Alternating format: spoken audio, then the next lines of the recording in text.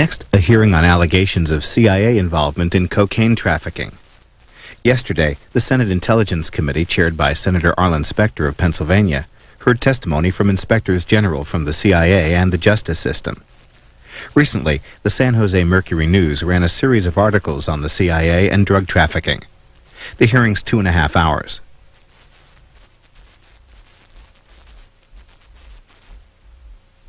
The Intelligence Committee will proceed. The subject of today's hearings involves the allegations of CIA involvement in the United States drug sales to finance the Contras in the Nicaraguan War. This is the first day when Senator Kerry and I could get together after the Senate recess.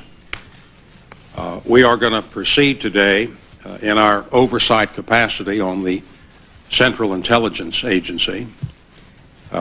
We are going to hear from witnesses, Jack Blum, who was formerly counsel to the Senate Foreign Relations Subcommittee, and the Inspector Generals from the Department of Justice and also the CIA to outline the scope of the investigation which will be undertaken on this important matter. During the course of the past several weeks, I've been engaging in a series of town meetings around my state, Pennsylvania, and I note an extraordinarily high level of distrust of the government in so many, many lines. We see the militia movement. We see what had happened in a small township, Bradford, Pennsylvania, interest in a 20-year-old shooting of a man named Leonard Peltier. And yesterday we noted the filing of an information in the events relating to Ruby Ridge. We intend to move through these oversight hearings very much as the Subcommittee of Judiciary did just a year ago this time on the hearings of Ruby Ridge. We heard some 62 witnesses over 14 days of hearings, and came out with findings right down the middle, and found general satisfaction with what the Oversight Committee did in that situation. And this is a matter particularly suited for oversight.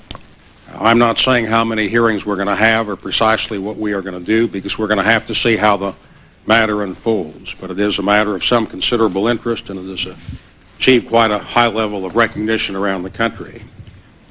I'm going to take a little longer than usual today to set the stage with a summary of the matters as they have appeared in the public media. Beginning August 18th of this year, the San Jose Mercury News ran a 3-day series purporting to trace the origins of crack cocaine epidemic to a pair of Nicaraguan drug traffickers with connections to the U.S.-backed Contras. The series was entitled Dark Alliance, the story behind the crack explosion. In stating what the San Jose Mercury found, we do not accept them and we do not endorse them, but merely outline these allegations to set the stage for the testimony which we are going to hear today. The series focused on the activities of two Nicaraguans, Oscar Danilo Blandon Reyes and Juan Norvin Meneses Cantarero, and a Los Angeles drug dealer named Ricky Ross. Blandon had served as a minor official in the government of former Nicaraguan dictator Anastasio Somoza. Blandon fled Nicaragua before the Sandinistas came to power and ended up in California. He entered a guilty plea in 1992 to conspiracy to distribute cocaine and served 28 months. Upon release, he became a DEA informant, and in March 1995 testified against Rick Ross. Meneses is currently serving time in a Nicaraguan jail for a 1992 conviction on cocaine trafficking. Meneses comes from a prominent Nicaraguan family, longtime supporters of the Somoza regime. His older brother was a general in Somoza's National Guard and chief of the National Police. Meneses has a long history of involvement in drug trafficking. As early as 1976, the DIA identified him as a cocaine supplier in Managua. He fled to the United States when the Somoza regime collapsed, was indicted by a grand jury in the United States in 1989. Ross, also known as Freeway Rick, is a 36-year-old African-American from South Central Los Angeles. In the 1980s, he became a major cocaine dealer in Los Angeles, rising to such prominence that local authorities formed a Freeway Rick Task Force, so-called, in 1986. And according to the Mercury News series, and what I'm reciting now comes from that series, and as I say, we don't accept it or endorse it, but are repeating it. In 1987, Ross moved to Cincinnati for a cooling off period, and in 1991 was arrested, convicted, and sentenced to 10 years for establishing a cocaine distribution ring in Cincinnati. That sentence was cut in half after he agreed to testify against Los Angeles narcotic agents accused of corruption. In 1995, he was arrested in a DEA sting involving Blondin and was convicted in March 96 of conspiracy to distribute cocaine and is awaiting sentence. The Mercury News series further alleges that in 1981, Blandon became involved with efforts to help the Nicaraguan Contras through largely unsuccessful fundraising rallies and parties. Blandon met Meneses, who encouraged him to sell cocaine to raise money, so says the Mercury series. Meneses took Blandon to Honduras to meet a Contra-military leader, Colonel Enrique Bermudez. Blandon has testified that Bermudez told him that the, quote, ends justify the means, close quote. And although Bermudez never mentioned drug trafficking, Blandon began selling cocaine supplied by Meneses to raise money for the Contras.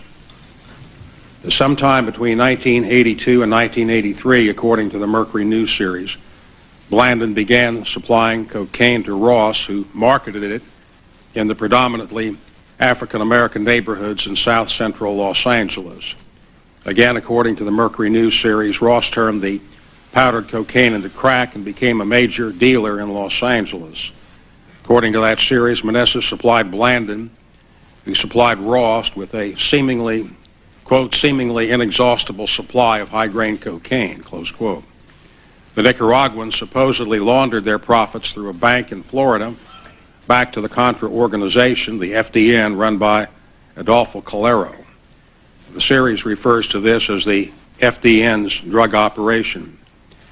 The series also makes what could be characterized as veiled references to possible CIA interference in the investigation and prosecution of Blandon and Meneses.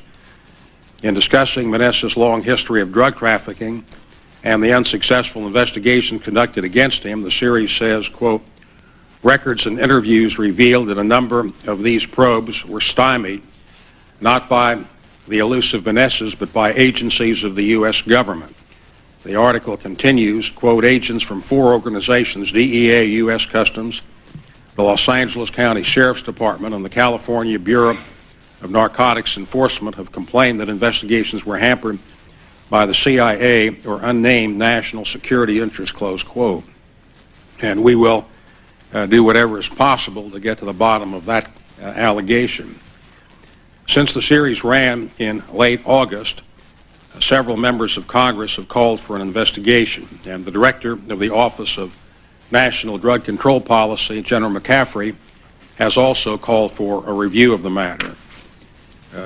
Director of Central Intelligence Deutsch testified before this committee of the CIA's intent to investigate, and he outlined that a preliminary review found no signs of CIA involvement in any such activity. The San Jose Mercury News series caused considerable national concern because of the question as to whether the U.S. government bears responsibility for the crack cocaine epidemic. Several major newspapers have independently examined the allegations of the Mercury News and reached different conclusions. The following is a very brief summary of some of those newspaper findings, and as the case with the San Jose Mercury, the committee does not accept or endorse any of those findings, but will repeat them to provide some balance as we begin this hearing. The Other newspapers noted that the link in establishing an alleged connection between the rise of crack cocaine and the CIA-supported Contras is the role of Blandus and Meneses. The Mercury news series characterizes Blanda and Meneses as Contra leaders, saying that Blanda was one of the founders of the FDN in California. According to the other analysis, the Mercury News offers little support for this claim beyond a photograph of Meneses and the FDN leader, Adolfo Carrero, and Blanda's assertion that he was selling drugs out of his sense of patriotism. The New York Times says, quote, neither of the two ever held an official position in any of the Nicaraguan groups, close quote. The Los Angeles Times concluded that Meneses gave less than $50,000 to the Contra effort, and Blanda's participation was even more limited. Other press reports have questioned the linkage between Blandon's dealings with Ross and the Contra effort. Blandon's testimony indicates that by the time he started selling to Ross, he had stopped using Meneses as his principal supplier and was dealing directly with the Colombians. Blanda also testified that after his break with Meneses in 1982 or 83, he was not sending money to the Contras, but was in business for himself. It was only in late 1983 that he began his association with Ross. And according to these other news series, if Blandon was buying from the Colombians, then selling to Ross and pocketing the profits, there is no connection, so say these other analysts, between the CIA-backed Contras and the crack that Ross was peddling on the streets of Los Angeles. All sources acknowledge that Meneses and Blandon trafficked in cocaine, but most have questioned the characterization that they fostered the crack epidemic. The Washington Post reported that Blandon, based on law enforcement estimates and his own accounts, handled about 5 tons of cocaine over his 10-year career. That is obviously a significant amount, but it is 0.2% of the nationwide cocaine trade, and raises a question as to whether the Mercury News accurately characterized him as the, quote, Johnny Appleseed of crack in California, close quote. According to the other analyses, law enforcement and academic experts discount the hypotheses that any one individual or organization was responsible for the growth of crack. The epidemic was driven, so they say, by a combination of factors that began appearing across the country nearly simultaneously. These other news analyses concluded that Ross was a major Los Angeles crack dealer, but one of many, and Blandon and Meneses were mid-level traffickers who sympathized with the Contras and probably donated a small amount of money to the cause in the early 1980s. And the other news analysis say the trio was not directly connected to the Nicaraguan Contras or the CIA, and the rise of crack cocaine would have occurred regardless of their participation. That, I say, is a very brief setting as to what has appeared in the public media. And this is obviously a matter of very, very substantial importance. The news stories directly implicate the Central Intelligence Agency. This committee has direct oversight responsibilities for the Central Intelligence Agency, and we intend to see to it that all the facts are laid before the American public so that we can follow those facts and draw whatever conclusions are warranted. And as I say, today's hearing is just a beginning, where we will hear from a former investigation by a Senate subcommittee, the Committee on Foreign Relations, not the Intelligence Committee, and what investigations are now planned by the CIA itself and the Department of Justice, and this committee itself will be doing considerably further. I now yield to my distinguished colleague, the Vice Chairman, Senator Kerry. Thank you very much, Mr. Chairman. And first of all, I do support strongly your decision to convene this hearing on these very important allegations that have been made against the CIA for its actions during the Reagan administration. Until we have the data, however, which the Inspectors General before us today will uncover, our hearing must be tentative and inconclusive. But it can serve at least one very important purpose. It can signal the seriousness and determination of this committee to learn the truth and to act upon it. This is a very inflammatory subject, to say the least. Either the CIA, a U.S. government agency, approved or condoned the introduction and sale of crack cocaine to Americans in order to finance the Nicaraguan Contras during the Reagan administration, or the people who served in the CIA at the time, many of whom are still serving, have been erroneously accused. We have a duty to get to the bottom of these allegations, and as we do so, I'm confident we'll be guided by the evidence and the evidence only. Speaking of confidence, I know Mr. Hitz, the CIA Inspector General, very well, and I know the statute which makes him completely independent from CIA management. So I have confidence in his ability to get to the facts and to report them. Now, the audience... we're going to ask that the proceedings be conducted in accordance with our regular rules, and we'll hear the witnesses and we'll ask some questions. We ask for no response from the audience, please. And I'd say to the audience who shows understandable cynicism about my statement that Mr. Hitz has been on many occasions, under a great deal of pressure from the CIA as a consequence of his honest and direct evaluation of their performance. And on many occasions, former directors have actually come before our committee and asked that he be removed because he's done such a thorough job of evaluating. So I do not praise Mr. Hitz and say that I believe that his IG report will provide, and we will make to the extent possible that information public so it can be examined. I do not make a complimentary remark about Mr. Hitz in order to cover for the CIA.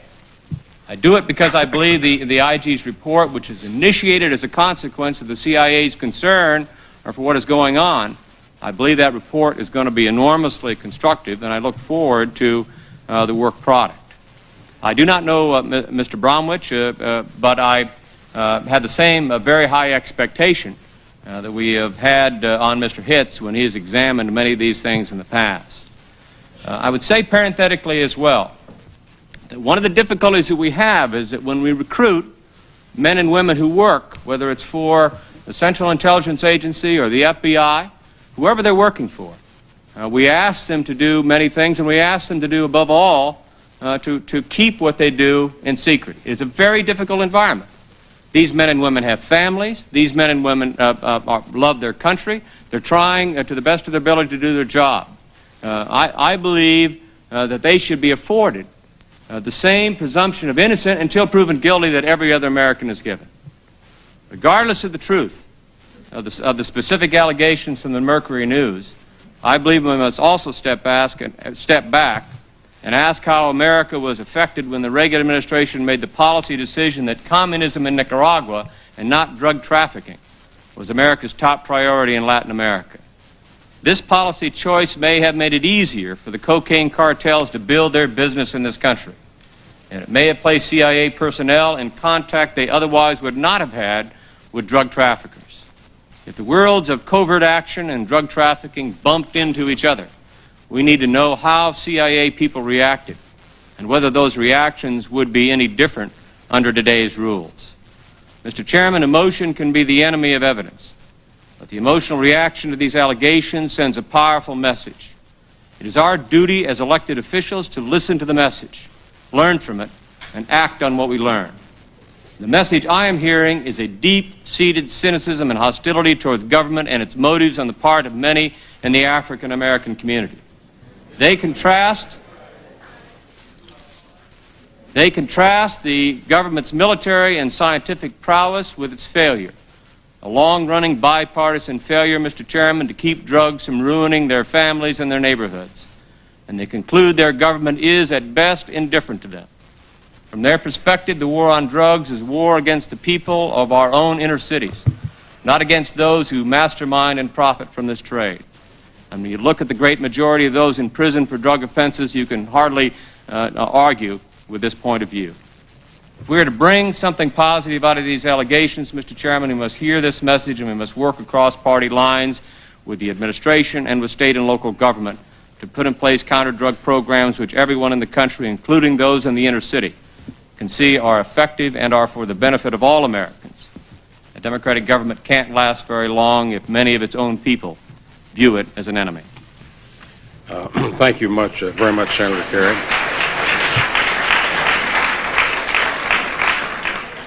I would underscore what you have said in one respect about the cynicism And it is not only the African American community which is cynical about what goes on in the government.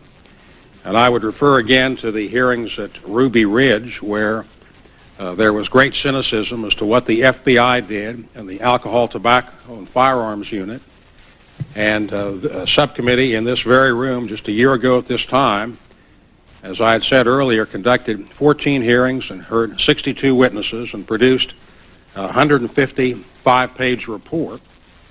And while it has taken the Justice Department some time, and I suggest too long, they did file a criminal charge yesterday against a very high-ranking FBI official. And the responsibility really is lodged on oversight with the Congress. We have that responsibility. We'll hear today from executive officials, but the buck comes to the Congress of the United States, and this committee will discharge its responsibilities fairly and fully. We'd like now to have Mr. Hitz and Mr. Bromwich step forward. And I would yield now to Senator Robb, who has joined us. Mr. Chairman, I thank you. I have no opening statement. The allegations are serious and deserve a thorough inquiry and evaluation. I look forward to hearing the testimony of our opening witness and subsequently to the investigations that the Inspectors General will conduct, and I will suspend any conclusions until that time. I thank you. We'd like to proceed now to hear all three witnesses seriatim, and then we will have questions. So if we could have, as I say, Mr. Hitz and Mr. Bromwich step forward and be seated at the witness table. And we turn to you first, Mr. Bloom. Jack Bloom is the former special counsel to the Senate Foreign Relations Subcommittee on Terrorism, Narcotics, and International Operations. And that subcommittee conducted an extensive inquiry and filed an extensive report back in 1989. And we're very interested in those findings at that time, and we now turn to you. Mr. Chairman, I very much appreciate the invitation to appear here this morning. I find it ironic in a way that I'm here in the same room where we began hearings on the same subject in 1988, in January of 1988. We began the investigation in 1987. The questions you put this morning are questions which are extraordinarily important. The question of reform of the intelligence community really requires that these issues be debated publicly and discussed publicly. And I would hope that the inquiry goes beyond the narrow questions posed in the San Jose Mercury News story. The answer you get to the questions you ask depends totally on how you frame the question. If you ask the question, did the CIA sell drugs in the black neighborhoods of Los Angeles to finance the Contra War, the answer will be a categorical no. The fact of the matter is we found no evidence whatsoever to suggest that there was a targeting of the African American community. Cocaine in the mid-'80s and into the early '90s was a perfect equal opportunity destroyer. We had addiction and problems in schoolyards across America. It didn't matter what color you were, where you were from, what your national origin was. The problem became more acute in the African American community because the definition of a problem addict in America is an addict who runs out of money. And if you run out of money quickly, you become involved in the drug trade, you become a visible social problem, and you get on the screen. In fact, the stockbrokers, the entertainers, the lawyers who used cocaine around America escaped that attention, but their lives were ruined too, perhaps not financially. The second issue is, did the CIA do the selling of the cocaine, and did the Contras profit? And as far as we were able to determine, no member of the staff of the CIA, that is someone on the payroll as opposed to people they worked with, was in the cocaine business. And certainly no one on the staff of the CIA, as far as we could determine, was actively selling the drug. And then finally the question of, was it used to support the Contras? I will tell you of two meetings that I had with Contra veterans, one in 1986 and one in 1989. at the beginning and the end of my investigation. And they said our problem was we never had any money. Our leadership stole most of it. They had houses in Miami. They had opportunities to gamble. They had girlfriends. They traveled. And we who were in the field, and one of the groups that I talked to had men who lost their arms and their eyes and their legs fighting the Sandinistas. We in the field had none of the benefit. So I submit what went on led to the profit of people in the Contra movement, not to supporting a war that we were trying to advance. Now, having said that, we have to go back to what is true. And what is true is the policymakers absolutely closed their eyes to the criminal behavior of our allies and supporters in that war. The policymakers ignored their drug dealing, their stealing, and their human rights violations. The policymakers, and I stress policymakers, allowed them to compensate themselves for helping us in that war by remaining silent in the face of their impropriety and by quietly undercutting law enforcement and human rights agencies that might have caused them difficulty. We knew about the connection between the West Coast cocaine trade and the Contras. There was an astonishing case called the Frogman case. In that case, I believe it was in that case, the United States Attorney for San Francisco, a man by the name of Rusinello, returned $35,000 of cocaine proceeds voluntarily to the Contras when it had been seized as the proceeds of drug trafficking. We found that absolutely astonishing. I know of no other situation where the Justice Department was so forthcoming in returning seized property. Was that the Justice Department or the District Attorney of San Francisco? This was the Justice Department, the United States Attorney. That's correct. We had a telephone conversation with Mr. Rusinello, asking him to provide us documents and access to the people involved in the case, and he shouted at us. He shouted at Senator John Kerry, who chaired the committee. He accused us of being subversive for wanting to go into it. It should be stressed that the Blandón-Meneses ring was part of a very much larger picture. And to give you an idea of how large that picture was, there was a point where the wholesale price of cocaine on the street in Los Angeles reached $2,500 a kilo. We were talking about cocaine that was available in such quantity they could not find buyers. $2,500 a kilo, according to all the experts, is below cost. And that is a flood of cocaine. And our friend Freeway Ricky was touching only a tiny fraction of what was coming in. We had a definite cocaine epidemic.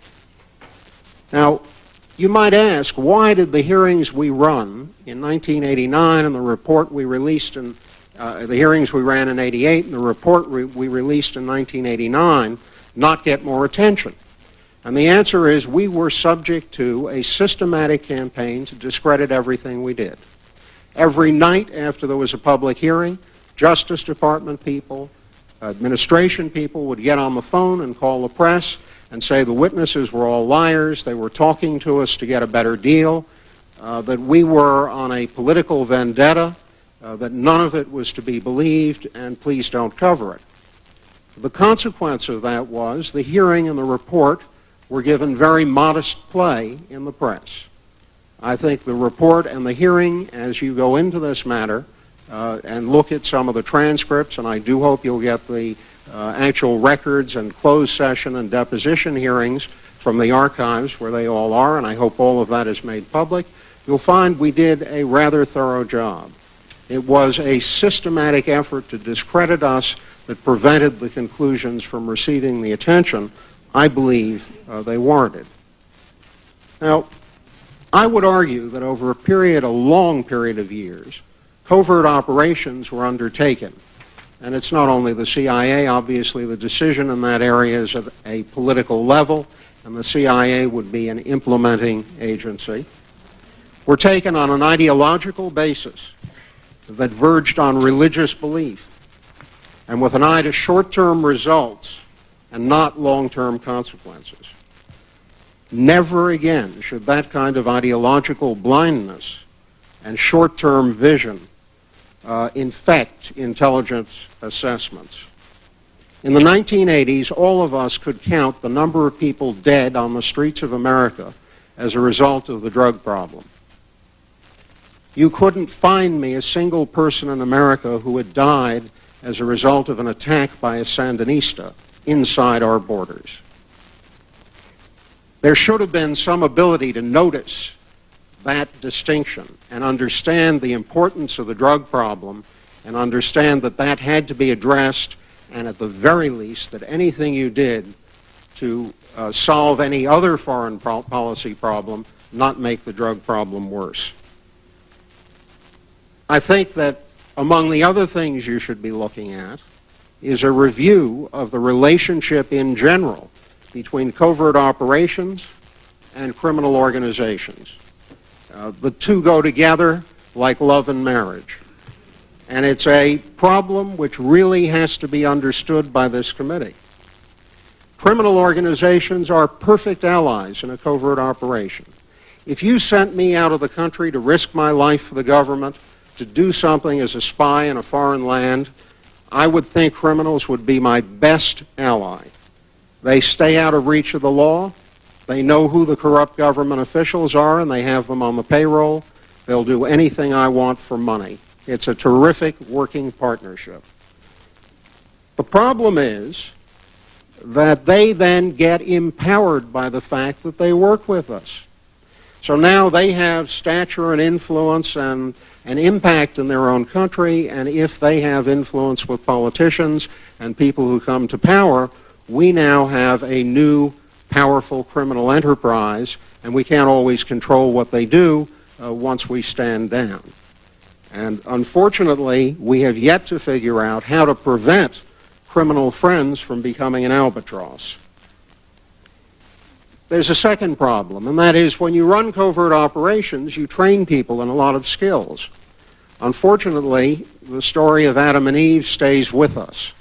Once you learn something, once you've bitten the apple of knowledge, you can't unlearn it, ever. And when you teach people how to change their identity, how to hide from the law, how to build bombs, how to assassinate people, they don't forget how to do it. And you wind up, after the covert action is over, with a disposal problem. We've never been very good at handling disposal. We had that problem in the Bay of Pigs. Bay of Pigs veterans have turned up in everything from Watergate to the Letelier assassination. There's a list that's so long it's painful to recount. Now,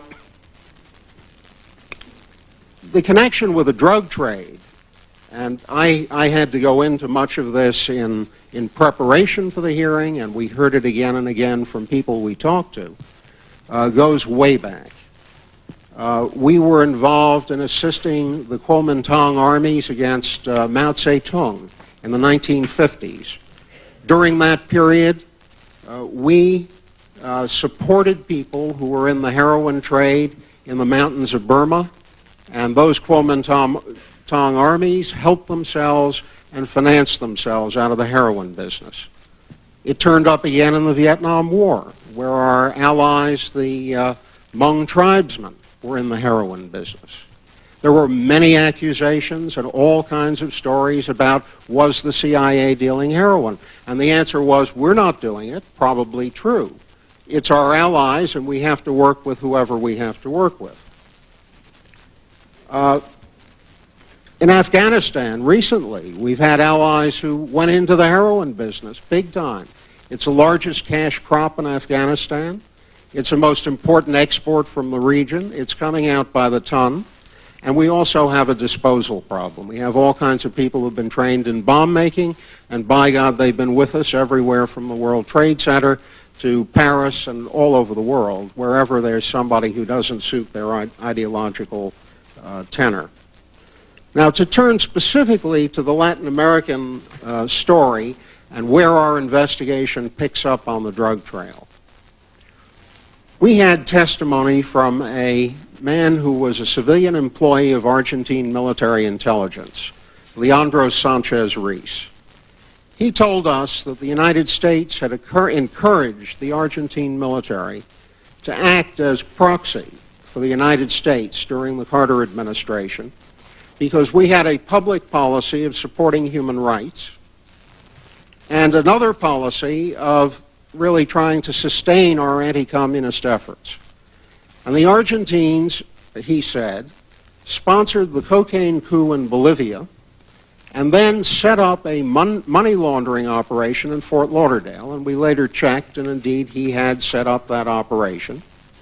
And he used the money laundering operation in Fort Lauderdale to provide funds to the Argentines all over Latin America who were in the business of, quote, fighting communism. We should remember that it was the Argentines who were the original trainers of the Contras. They were the ones who brought the original Contras to Honduras, Guatemala, and began to teach them how to do what they had to do against the Sandinista government.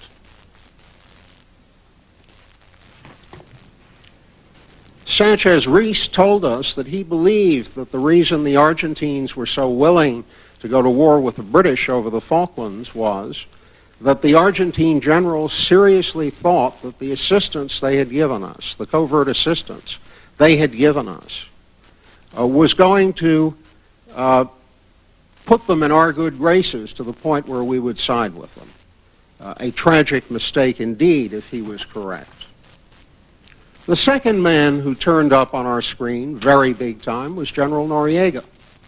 And as you'll recall, press accounts have said it, the government has made this public, so I'm not saying anything that's classified. Noriega was on our payroll. The accounts we heard were that he was getting paid some $200,000 a year by the United States government. At the time that was going on, virtually everybody who dealt with him knew he was in the drug business. It was an open secret. In fact, it was so open it appeared on the front page of the New York Times in June of 1986. I testified about it in the closed session of the Foreign Relations Committee in 1986. We have, as the absolute low point of the Contra War, Ollie North having a meeting with General Noriega, and he recorded that meeting in great detail in his notebooks, in which he's bargaining with Noriega. Noriega says to him, I've got this terrible public relations problem over drugs. What can you do to help me? Here's what I'll do to help you. I'll assassinate the entire Sandinista leadership. I'll blow up buildings in Managua. Ollie doesn't call the cops. What Ollie does is he goes back to Poindexter, and Poindexter says, gee, that's a little bit extreme. Can't you get him to tone it down? Go back and meet with him again, which Ollie does. When our committee asked the General Accounting Office to do a step-by-step analysis of just who in our government knew that General Noriega was dealing drugs and when they knew it and what they did to act on that knowledge, the administration told every agency of the government not to cooperate with GAO, labeled it a national security matter, and swept it into the White House and cloaked it in executive privilege. That investigation never went forward, should have gone forward. I was very much dismayed. Our committee subpoenaed Ollie North's notebooks, and the history of those notebooks is quite astonishing. Not many people realize this, but the Senate never got a clean copy of those notebooks. North's lawyers were permitted to expurgate sections of the notebooks based on, quote, relevance. Our committee subpoenaed those notebooks, and we engaged in a 10-month battle to get them, and ultimately the investigation ended, the subcommittee's mandate ended, we never got them.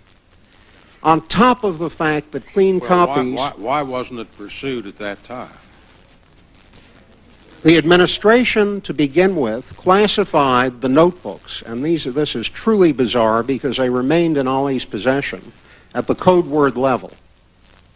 The expurgated copies were kept in your committee's office. under code word classification.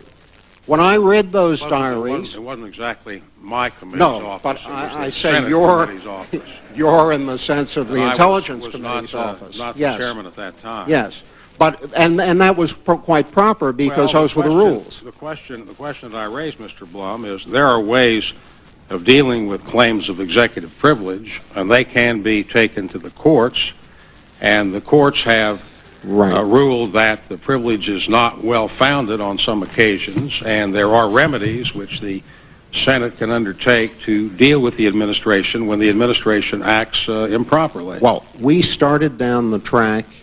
The effort to get the subpoenas became mired in the presidential campaign and the political debate surrounding it. The committee... There's always one of those going on. The committee's mandate expired, and frankly, I can't tell you why in the ensuing Congress it wasn't pursued. There was a later effort by the National Security Archive under the Freedom of Information Act to get further declassification and release of the notebooks. They succeeded to some degree.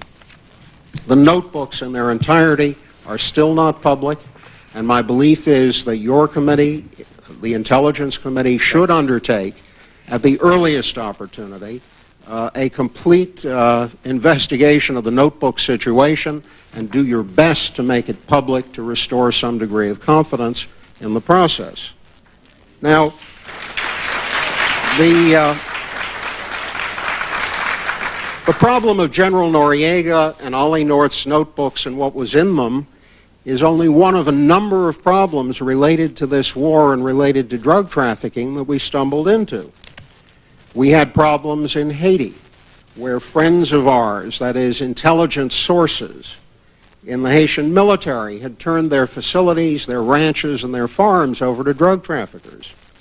Instead of putting pressure on that rotten leadership of the Haitian military, we defended them. We held our noses, we looked the other way, and they and their criminal friends distributed through a variety of networks cocaine in the United States, in Miami, in Philadelphia, in New York, in parts of Pennsylvania.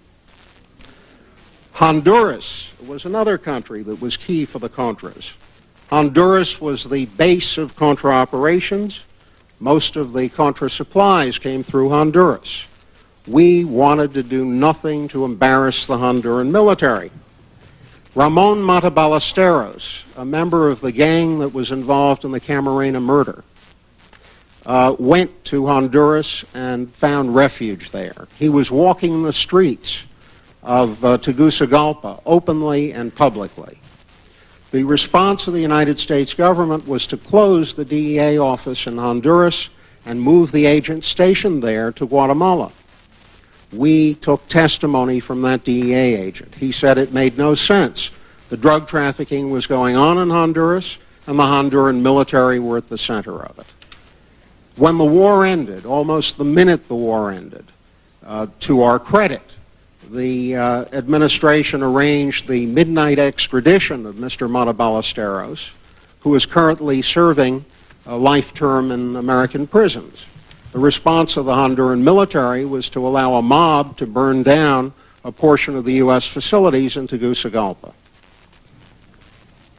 But we sat by as long as they were helping us and allowed them to carry on their illegal business.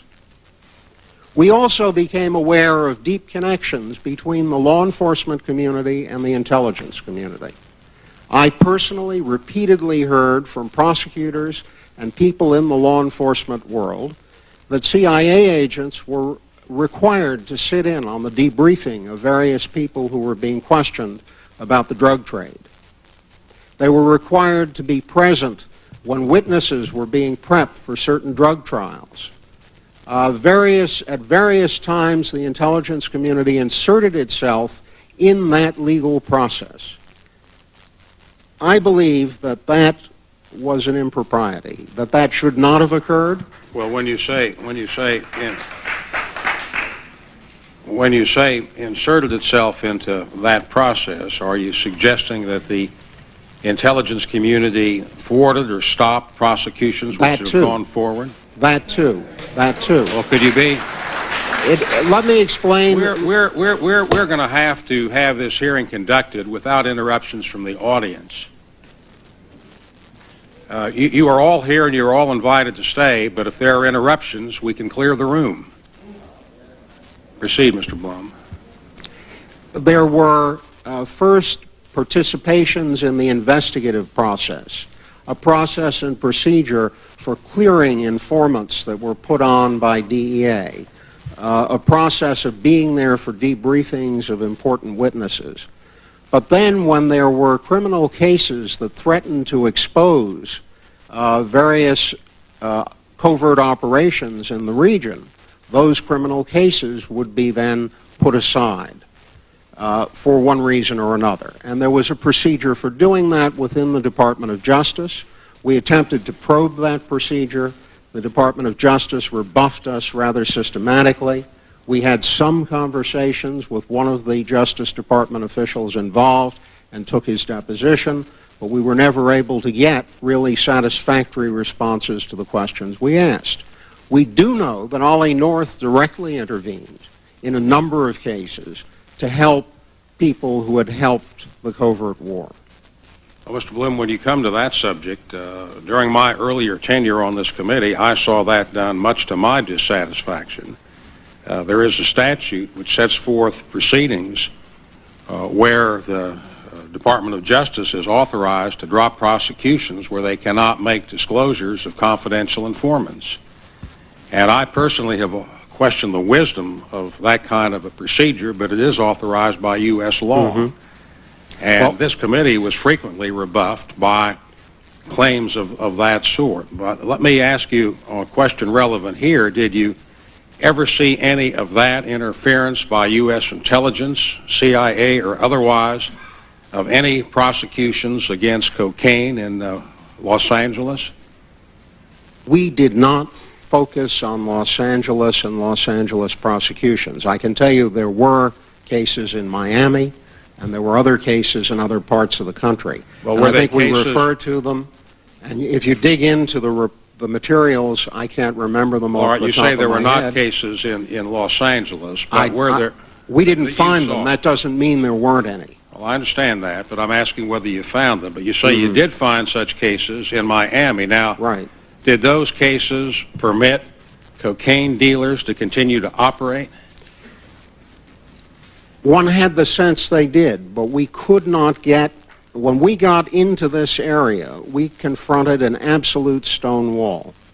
Bill Weld, who was then the head of the criminal division, put a very serious block on any effort we made to get information. There were stalls, there were refusals to talk to us, refusals to turn over data. An assistant U.S. attorney who gave us some information was reprimanded and disciplined, even though it had nothing to do with the case, in a confidential way. And he simply told us about procedure. Who was he? I don't recall his name, but it's in our hearing materials, and we can furnish that for the record. We had a series of situations where Justice Department people were told that if they told us anything about what was going on, they would be subject to very severe discipline. And I got a lot of backdoor information, and then I was told I couldn't ever use it because the careers of the people involved would be seriously compromised. Now, we had another problem. Wait a minute. When you were told that, did you make any efforts to use that information? Yes. What did you do? We went back to the Justice Department. We talked to them. We said we really want to talk to these people, and they simply stonewalled us. Now, you're saying that you received information on a voluntary basis, but under an agreement not to use it because it would affect the careers of those individuals. Right.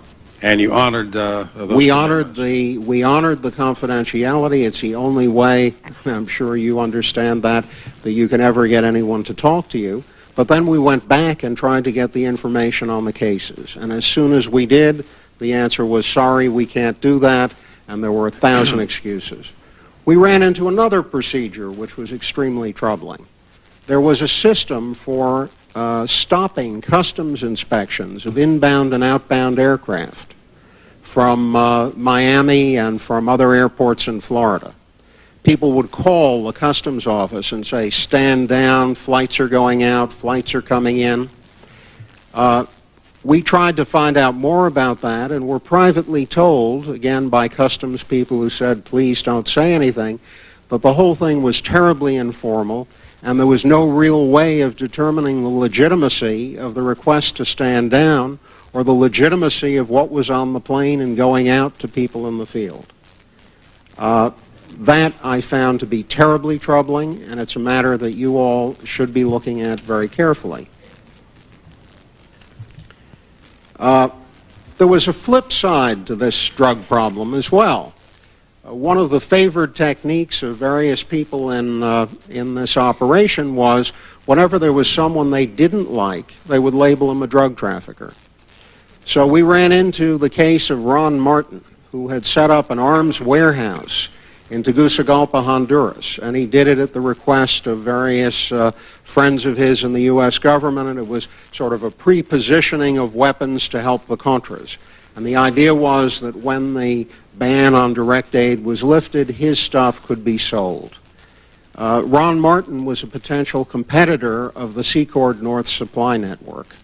North started telling everyone that the Martin warehouse was financed by cocaine, not to deal with it. And the impact was to destroy Ron Martin financially. So this became a matter of affirmative and negative use. I would say that based on my experience with this affair and my look at the long history of our covert operations dealing with criminals and drug dealers, that this entire affair needs a thorough review, a historical review, as well as the narrow review of the issues posed by the article in the San Jose Mercury. The problem, as I see it, is if you go to bed with dogs, you get up with fleas. If you empower criminals, because empowering them happens to be helpful at the time, the criminals are sure to turn on you next. And the people who plan covert operations should know that and should be held accountable for not telling their bosses if in fact they're dealing with this kind of guy and they do come back and bite them. The most important loss that we had as a result of the covert war in Central America was the loss of public trust in the honesty and integrity of the people who run America's clandestine operations. The measure of that is how ready everyone is to believe Freeway Ricky and his fable about being the arm of the CIA and selling crack in Los Angeles. Ricky deserves life in prison for what he did to his people in his community. The CIA didn't make him do it, and the profits from his deal certainly didn't go to help the Contras. But that does not mean that there is not a need for a very powerfully done investigation and a backward look at the entire 40-year history of this problem. Thank you, Mr. Chairman.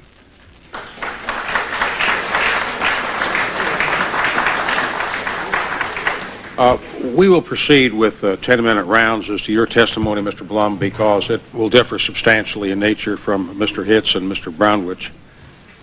Let me begin with the overall question as to whether you believe that the United States has now placed proper emphasis on counter-narcotics as a foreign policy goal.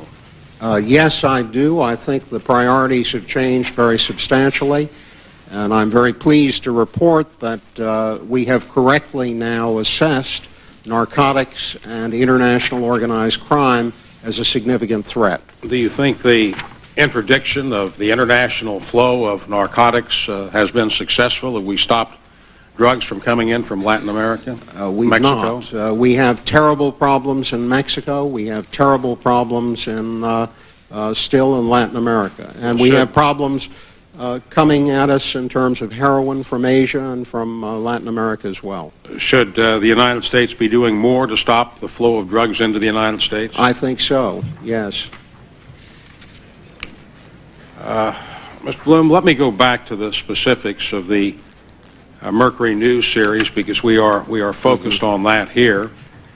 And you have raised quite a number of other issues, and they're all very important, but Did the principal participants in the current allegations, that is Blandon and Meneses, figure in any of the investigation which your subcommittee did? Yes, as I said, we knew about Meneses. I believe one of Senator Kerry's staff did interview Meneses at one point.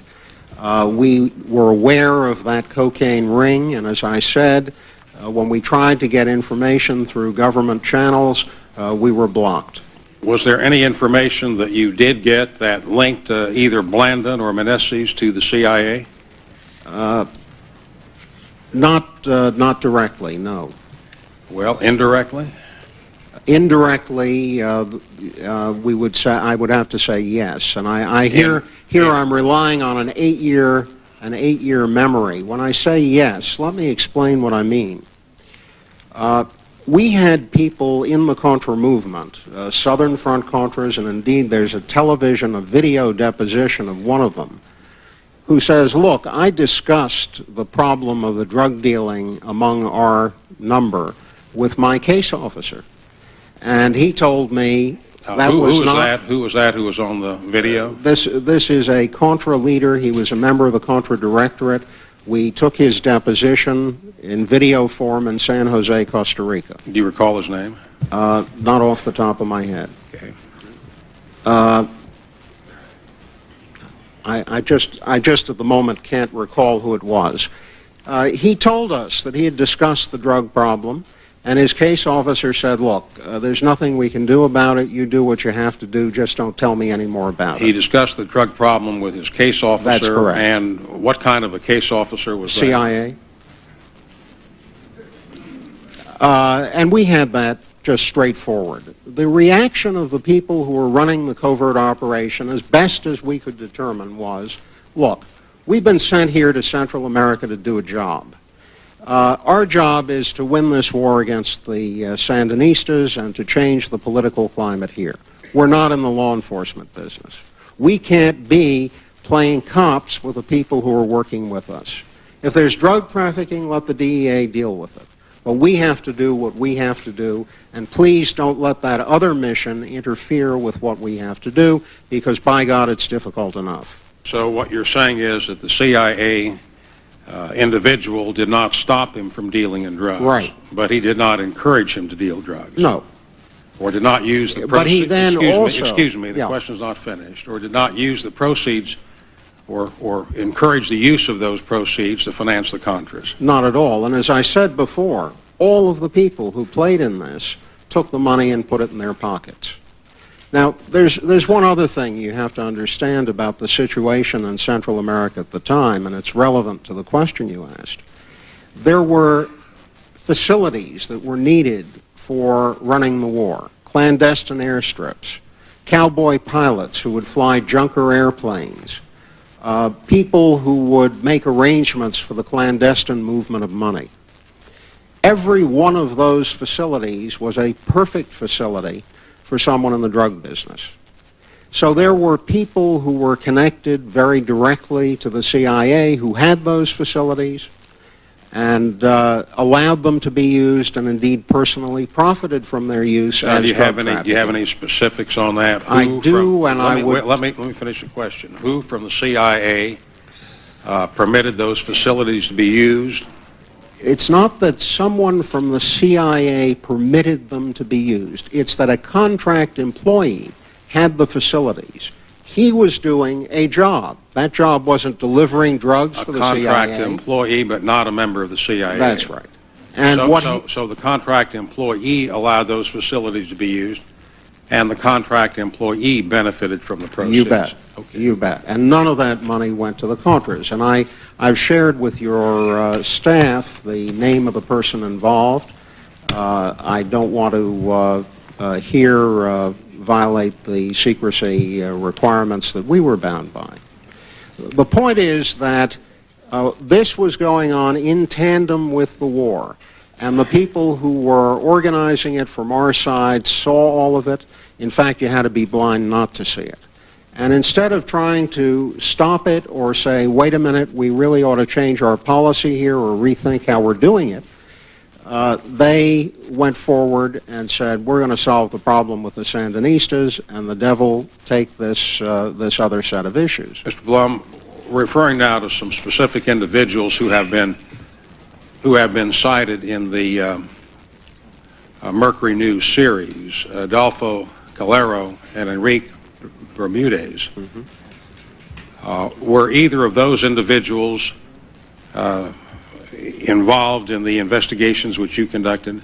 Certainly. They were central figures in the Contra movement, and their names came up again and again in conversations about the problem. Were they involved in cocaine drug trafficking? Directly, to my knowledge, no. I have to say no. All right. Indirectly, to your knowledge? Many of their people and their close associates were. But how about those individuals specifically? I can't say that I have evidence of it. And who among their close associates were involved? We have listed people in the report. We have additional material, and you'll find it in our transcripts. After 8 years, I can't list names, and if I did, I'd be taking a terrible risk. Well, I can understand that. Are any of those individuals identified in the San Jose Mercury series? Not to my recollection, no. Going back to the issue of covert operations, Mr. Blum, based on what you have found, do you think the United States Congress, as a matter of public policy, ought to ban covert operations? I think that there may, in some circumstances, desperate matters of national urgency, be some kind of argument for them. But I will say that, in my experience, we have rarely considered the blowback. We have rarely considered the long-term political consequence. And if you look at the kind of catastrophic record that the operations that got us tangled up in the drug business led to, I would say they failed. Remember, we lost the war in Nicaragua. Remember that our dear friends in the Argentine military disappeared thousands of people. Look at the horrible, brutal reality of Pinochet's Chile and ask what kind of threat there was to the United States that warranted that kind of behavior.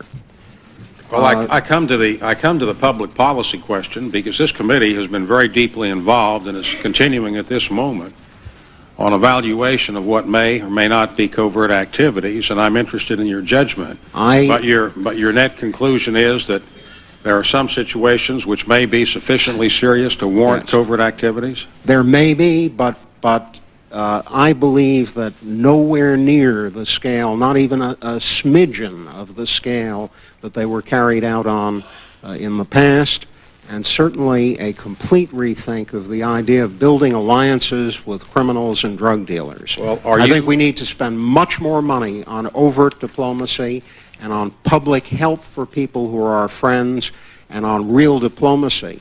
We've slashed the State Department budget by a tremendous amount and not done the same for the intelligence budget. I find that quite mysterious. Do you think we have slashed the State Department too much in the past several years? Way too much. There's no money for people to travel, no money for them to negotiate, no money to bring foreign leaders here to teach them, to educate them, no opportunity to bring emerging leadership here. We have a very real budgetary problem in the My State time is Department. up, and I want to just ask you two very pointed questions. When you say that there have been too many covert activities, are you aware of how many covert activities there have been? Because the findings are secret. They're made by the President. They're supposed to be secret. There are a fair number that do remain secret, believe it or not, because this committee does review them. So I just wonder what your basis... Let me finish the question. Wait a minute. Let me finish the question. So the question is, what is your basis of knowledge as to the covert activities which have been undertaken to say that there are too many? I have now spent a number of years in the field, that is, traveling around the world talking to people. I will give you just one experience with Washington's notion of secrecy and the world's notion of secrecy. It was one of my first trips to Asia in the middle of the Vietnam War. I was on a KLM plane flying over Vietnam. The pilot, Dutch, said, "Ladies and gentlemen, look outside the window. We're flying over Laos. See that area? It's been carpet bombed." I came back to Washington and I said to Senator Symington, I was then working for the Senate, "Senator, you know we're bombing in Laos." He said, "Shh, that's classified." Now, Well, I submit to you... He didn't fly KLM. Right. I submit to you that lots of what you sit here and look at and say, boy, this is classified, it's code word, it's secret, that can only be talked about in a skiff by people who've had their backgrounds investigated to the nth degree, out in the field is being talked about at 40 decibels in a saloon somewhere. Well, let me come back to that. It's a fairly involved subject which I do want to pursue with you, but I want to yield at this time to Senator Kerry. Thank you very much, Mr. Chairman. Well, Mr. Bloom, the record should show I disagree with you on that point. I mean, there are people out there who are at considerable risk, and if what you said was true, they wouldn't be alive. So, I mean, I just let the record show that I disagree with what you just said. First, Mr. Bloom, can you tell me, it seems to me that the subcommittee, and on that committee at the time, Senator John Kerry of Massachusetts, Brock Adams, Washington, Senator Moynihan of New York, on the ranking side was Congressman Senator McConnell of Kentucky and Senator McCoskey of Alaska. It seems to me that the recommendations, I want to give you an opportunity to talk about this. It seems to me that the subcommittee was successful in some areas. In other words, that there were some policy changes that occurred both in law and on the administrative side as a consequence of the subcommittee's work. Is that correct? I hope so. Well, yes, the answer is yes. I Can you think we did begin to change the public perception of the foreign policy issues. I think we did begin to get people to understand the dimension of the drug problem and refocus on the drug problem. But there were very specific administrative recommendations and very specific legislative recommendations that were made. Do you know, Mr. Blum, how many of those administrative recommendations and how many of those legislative recommendations were either accepted by the executive branch or enacted by the legislative? I can't really tell you that. I left in 1989 and did not handle the follow-through. I think some of them were considered, maybe some of them were adopted, but I don't think they were all accepted readily. I think we had some changes, but they were not really very dramatic. Well, would you be prepared to evaluate this, or perhaps I should just ask the Foreign Relations Committee to do it? I think that it would be more appropriate to ask them to evaluate them. I know we made some very strong recommendations. As I look through the list, and there's 1, 2, 3, 4, 5, 6, 7 on the administrative side, and 1, 2, 3, 4, 5, 6, 7, 8 on the legislative side, as I look at the list, there are a number of them that I recognize immediately as being current U.S. policy. And so it seems to me that it's likely to be the case that a number of these recommendations were made both by the executive branch and by the legislative branch in response to the subcommittee's work. I think that there were changes, and I think the hearings did have a positive impact. Secondly, Mr. Blum, when you talked to me, you said that there was a systematic effort to discredit the work of the subcommittee. And you separately mentioned that there was a refusal by the Department of Justice to, was it Justice? Justice. To provide you with information that you needed. Right. Is that correct? Can you tell me, put a little more detail on what you mean by systematic? Some examples. We would want to talk. No. Systematic to me means that there was an organized effort. Right. Is that correct? That's Can a you correct open up, way. And how would you define systematic? An organized effort from the top. Who was in charge of it? As best I could tell, it was coming from the top of the criminal division. Who was at the top of the criminal division? Bill Weld. And when you say the effort was made, what would they do? Would they call? You said they would tell U.S. attorneys systematically, you can't talk to them, don't give them paper, don't cooperate, don't let them have access to people who you have in your control. And we had a very tough time finding things out. Thirdly, Mr. Blum, I don't want to get into a great deal of arguing about this, but I think it might be important just from the standpoint of your evaluation of when, in a covert environment, U.S. personnel should say that we're going to provide this information to law enforcement in order to be able to bring a conviction. It seems to me you're saying this is one of the trickiest questions in the law enforcement intelligence agency world, and I should spend a minute giving you just a little bit of the flavor of why it's so devilish. Well, actually, you needn't give me a minute, because I could give you an hour as to why it's devilish. Okay. I understand that it's devilish.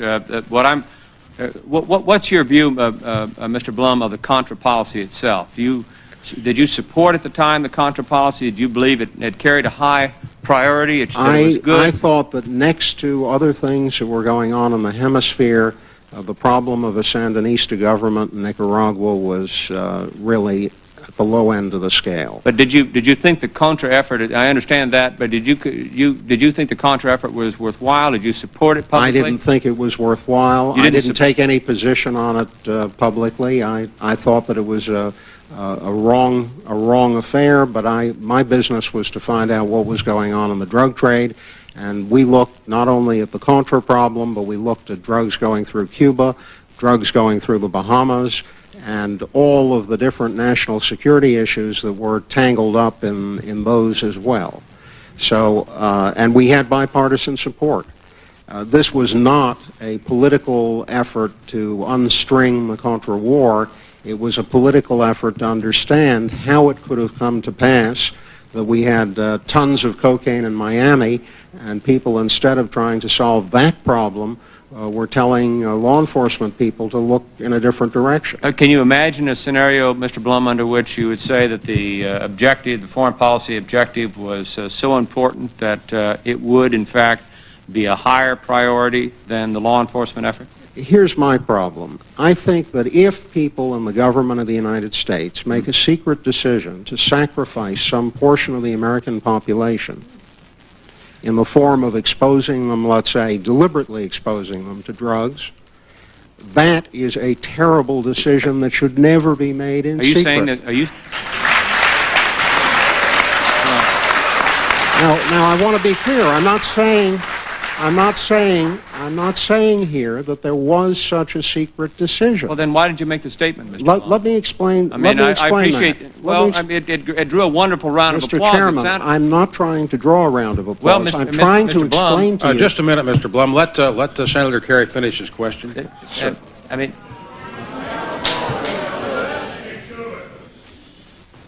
you made a statement that was in the context of this overall discussion of what's going on with the CIA's efforts in the Contra policy, and it seemed to leave the impression, at least, that U.S. policymakers consciously sacrificed a portion of the U.S. population.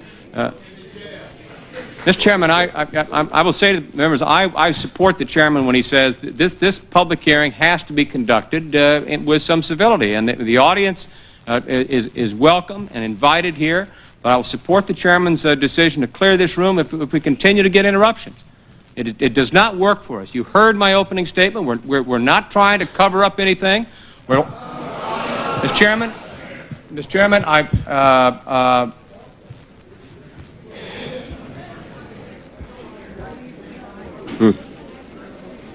well, may I have an opportunity Mr. Blum, respond? My judgment is that we ought to proceed. There's a lot of public interest in this matter. We want people to be present. We can't identify who's saying what. We're not going to get into any investigations. We just ask for your cooperation in allowing us to proceed with the questions without a response to the extent that you can. I would like to try to answer that as best I can.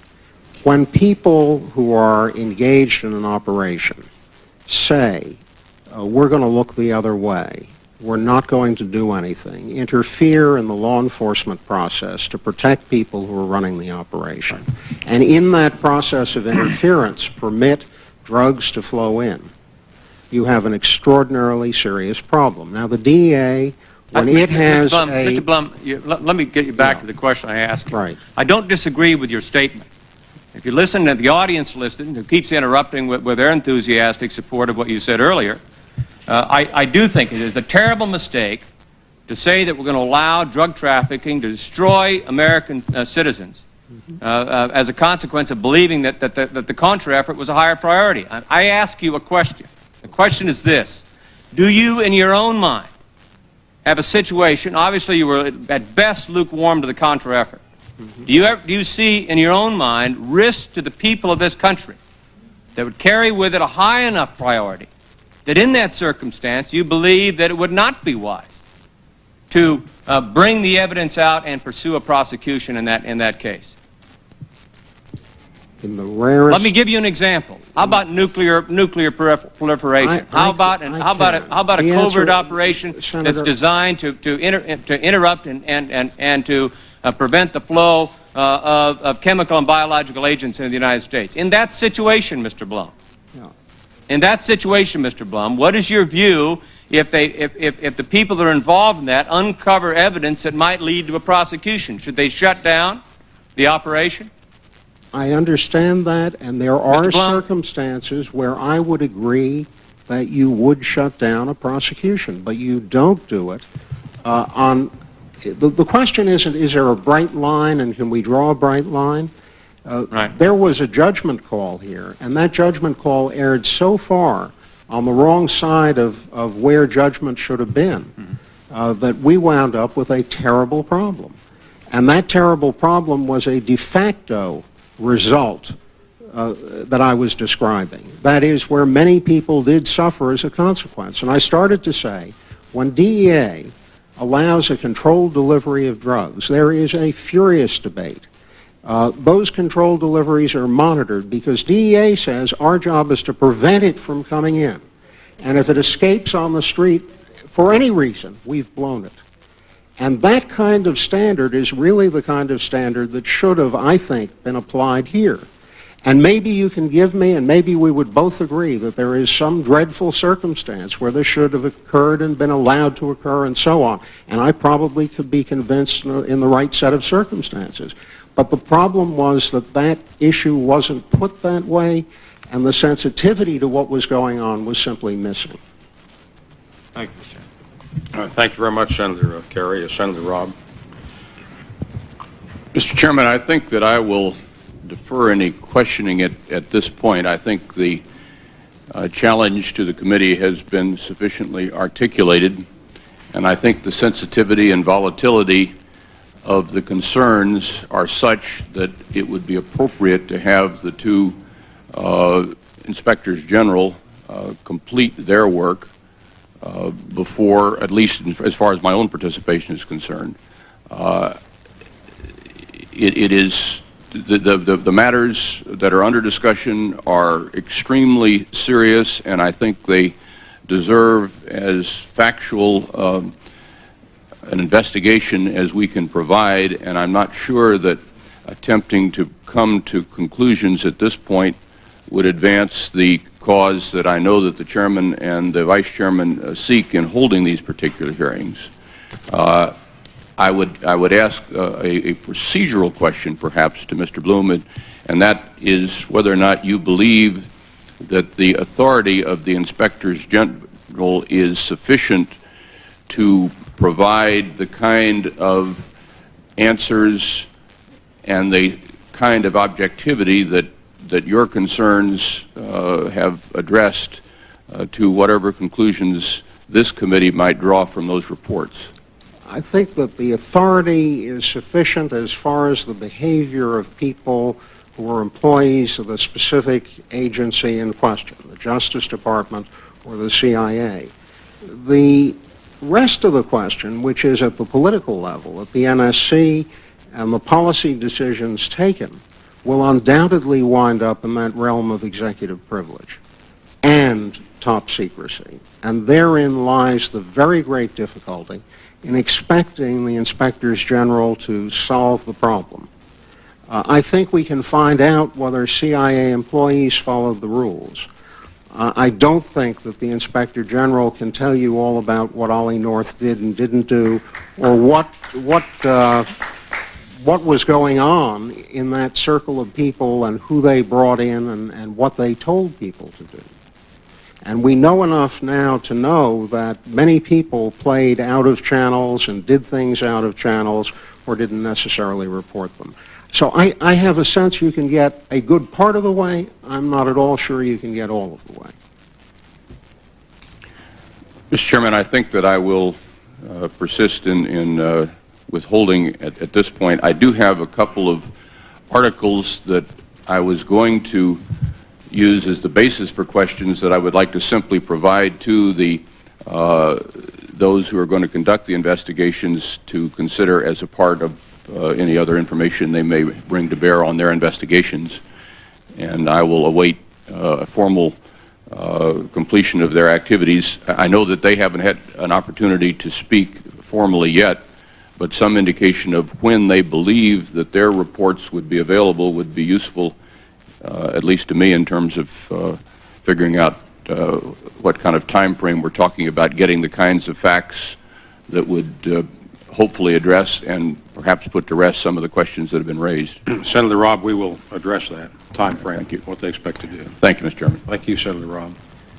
Mr. Blum, just a few more questions. Coming back to the end point of my inquiries as to covert actions, and you gave the one illustration as to KLM, and I think it is obvious that there are covert activities which are known beyond the realm of secrecy, but your critique is very forceful, and it may well be that the Congress ought to make some different conclusions as to covert activities. So that's why I was asking you the basis for your statement that there are too many covert activities. As a generalization, the covert activities are only known to the oversight committees. The covert activities are undertaken after a finding by the President, so people in the executive branch know, and we have some oversight. And it is true that sometimes covert activities are disclosed in the public media, but it is a relatively rare occurrence considering how many there are. So that's why I ask you the question, to what extent do you know of the covert activities to come to a judgment that there are too many and they're too far-fetched? Maybe what I should be doing is paying much more careful attention to language.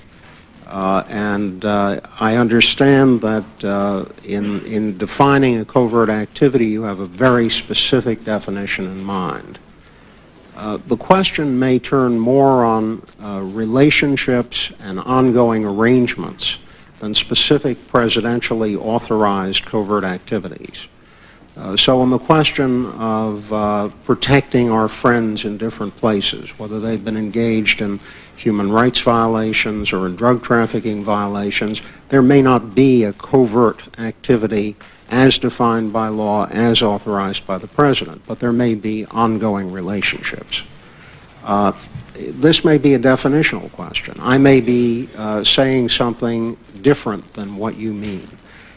I can't tell you, though, that I know, and I don't want to deceive you. I don't know what has gone on in the executive branch in secret. I have not been privy to the findings, and I don't want to mislead you. Well, it is a different matter as to whether there are human rights violations which are not being pursued. And this committee has been very diligent in our pursuit, for example, of what goes on in Guatemala. And the committee is to be commended. And behind closed doors. I'm sorry, I didn't hear you. And the committee is to be commended for. I wanted you to repeat that. That's quite all right. You had made a comment about things that were taught to people that were hard to erase from their minds, and one of them was to teach people how to assassinate other people. Do you have any evidentiary basis for a conclusion that the United States is seeking to assassinate someone contrary to existing U.S. policy? Certainly not currently, but I refer you back to the Church Committee investigation. Well, I'm familiar with that. Yeah, I know you are. So that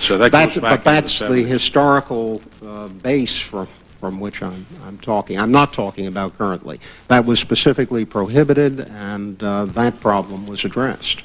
Mr. Blum, in the course of the report which was filed by the Subcommittee on Terrorism, Narcotics, and International Operations, what is the most explicit statement, if you can give it to us, on a finding that U.S. intelligence forces were permitting people working for them to engage in drug activities? I think I have to let the language of the report speak for itself, and I'll say why. That report went through so many editorial changes that even after rereading it, I can't remember which version got to where. The report does speak for itself. The problem that we saw, and we could definitely speak to, and I know the report speaks to it, is the problem of standing by when you knew that people were doing the drug, were in the drug business when you were an employee of the government. Well, that's a very serious matter. Very tough problem. Very serious matter. Are you suggesting that it was stated more explicitly but was cut out in the editorial process? No, I think we were pretty, I think it is there that we believed that the government, that is the CIA, was aware of this problem, was aware of trafficking by people. And I think we said that. I don't think that that's something that was edited out. I don't, I'm not sure what you're referring to. With respect to the question of what policymakers have done, do you have an evidentiary base for concluding that the policymakers were aware that the intelligence operatives were allowing drugs to be disseminated? Certainly in the case of General Noriega. Beyond, there's no question about beyond that. General Noriega? My guess is, and it's a guess, but I think a very educated guess, that in the case of Honduras, yes. In the case of Haiti, yes. They knew. They knew there was a problem. How about with specific reference to the distribution of drugs, say, in Los Angeles? I don't think they were ever given the clean understanding of the full implications of what was going on. The policymakers were That's not. right. With respect to Colonel North, and there you raise very, very serious questions. And the Congress had said there'd be no more support for the Contras.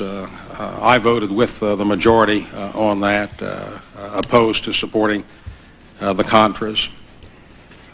There was a select committee which investigated that matter. The investigation was started by the Intelligence Committee when I was on it at an early stage, and it was my hope that the Intelligence Committee would have pursued that, but a select committee took over. And you had access to challenge the refusal of the executive branch to turn over information to you. Let me tell you this, Mr. Blum, that's going on today. Senator Kerry and I are fighting with many of the departments of the executive branch about not disclosing materials to us. And it is an extraordinarily laborious process, and I believe that started in George Washington's day. It didn't, it's been going on a long time, and it is